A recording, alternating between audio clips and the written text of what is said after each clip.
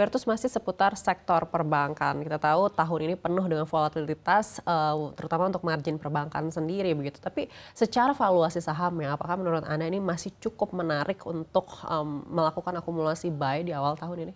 Kalau melihat posisi sekarang sudah sangat menarik ya, karena tentunya pertama sudah valuasinya cukup murah dibandingkan kalau kita bicara harga dibandingkan dengan kinerja, laba yang masih positif, kemudian kualitas aset yang masih bagus, pendapatan bunga yang meningkat, saya rasa posisi sekarang harganya bisa dikatakan relatif murah.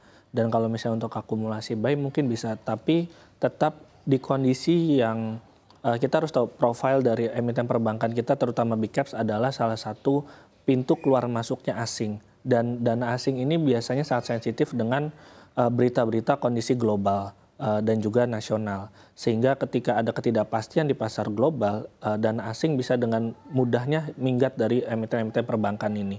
Sehingga walaupun sekarang valuasinya sudah murah, kita harus tetap perhatikan portfolio manajemen ketika beli saham-saham emiten perbankan.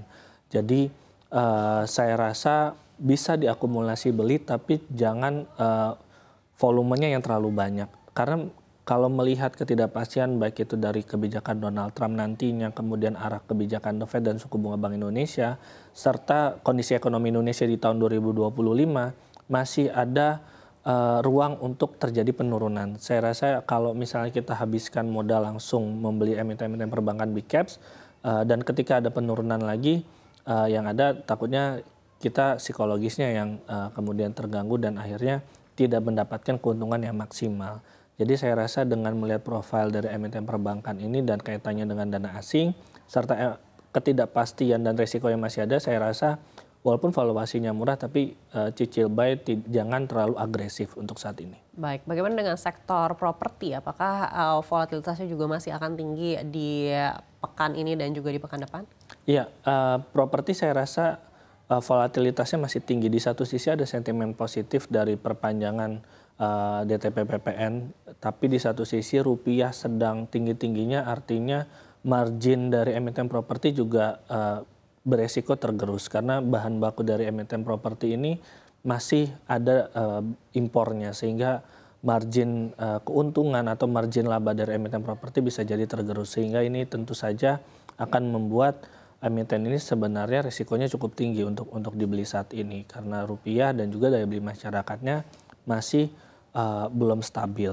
Namun kalau melihat dari historical, kebijakan pemerintah mengenai subsidi dari PPN properti ini sebenarnya cukup membantu untuk peningkatan demand dari emiten properti atau penjualan dari emiten properti ini meningkat karena salah satunya program dari pemerintah dan itu cukup signifikan.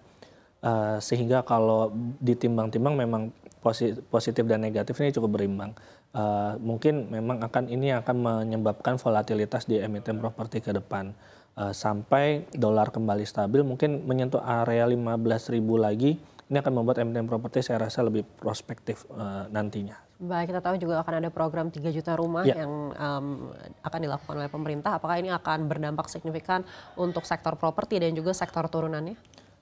Saya rasa kalau untuk sektor properti untuk 3 juta rumah mungkin tidak akan signifikan karena melihat emiten properti kita yang pangsa pasarnya itu lebih besar menjual untuk rumah 1 miliar ke atas. Sedangkan untuk 3 juta rumah saya rasa mungkin akan berimbas ke sektor konstruksi. Karena emiten-emiten konstruksi ini memiliki anak usaha yang bergerak di bidang properti juga, dan saya rasa emiten konstruksi BUMN karya ini yang berkesempatan untuk mendapatkan konsensi dari program 3 juta rumah. Dan ini sebenarnya sudah terjadi juga di program rumah subsidi era Pak Jokowi. Saya rasa yang lebih lekat nanti akan ke emiten konstruksi dan juga ya keturunannya baik itu semen maupun beton-betonannya juga akan. Baik, apakah tahun ini bisa dibilang akan menjadi awal kebangkitan emiten konstruksi? Saya rasa mungkin kalau melihat kita harus melihat anggaran dari Pak Prabowo nantinya, apakah dia akan lebih pro infrastruktur atau tidak. Karena kalau melihat program Pak Prabowo tampaknya mungkin program-program dana-dana untuk infrastruktur nanti akan lebih terbatas di 2025. Karena memang ada program-program lain yang membutuhkan dana lebih besar. Dan kalau melihat emiten konstruksi saya rasa kepercayaan investor mungkin akan mulai ada ketika cash flow-nya sehat atau mereka mampu untuk menjaga rasio utangnya. Namun kalau sekarang melihat kinerjanya, saya rasa masih terkendala di cash flow dan utang. Mungkin ini membuat masih ada pesimisme di kalangan investor untuk melihat emiten-emiten konstruksi. Baik, bagaimana dengan sektor komoditas? Apalagi setelah Trump jelas-jelas mengatakan drill baby drill, ini kita lihat komoditas andalan kita batu bara ini sempat juga melonjak begitu. Tapi hari ini justru malah berbalik arah dan terkoreksi. Apakah Anda lihat ada sentimen lain yang mempengaruhi pergerakan harga minyak dan juga batu bara hari ini? Ya, kalau untuk batu bara saya rasa cukup sensitif kemarin karena ada perang Rusia dan Ukraina yang kembali memanas dan itu mendekati tambang batu bara. Kemudian juga ada sanksi terhadap Rusia sebelum Biden digantikan oleh Trump. Itu ada sanksi yang dijatuhkan oleh Amerika Serikat kepada Rusia sehingga ini juga menyebabkan dikhawatirkan ada gangguan supply. Tapi kalau melihat proyeksi batu bara 2025, saya rasa permintaannya masih akan ada, tapi mulai tergerus oleh green energy, terutama di dua negara importir terbesar batu bara yaitu China dan juga India. Diprediksi mereka akan bertumbuh permintaan batu baranya, tapi hanya sekitar 1-2%. Artinya tidak signifikan karena mulai ada demand untuk green energy di kedua negara ini.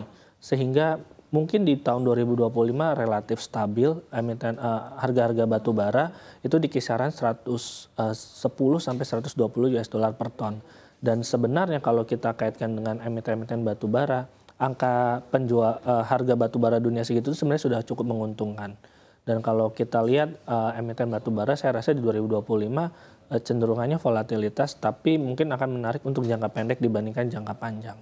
Baik, berikutnya untuk emiten minyak, apakah akan terpengaruh dengan kebijakan Trump yang lebih cenderung menggunakan energi fosil? Ya, mungkin akan terpengaruh karena sensitivitas harga minyak dunia dan juga harga saham emiten minyak kita.